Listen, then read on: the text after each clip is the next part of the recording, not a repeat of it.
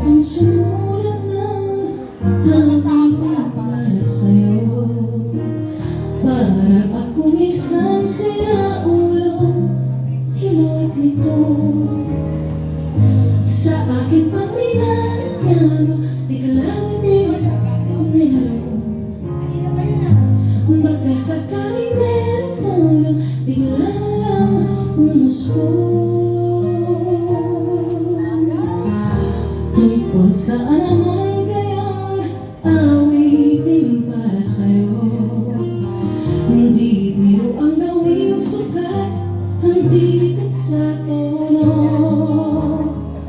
Sampuman aking diksyonaryo kung ang tugma'y di gusto. Basta't hindi magbabago damdamin ko sa'yo.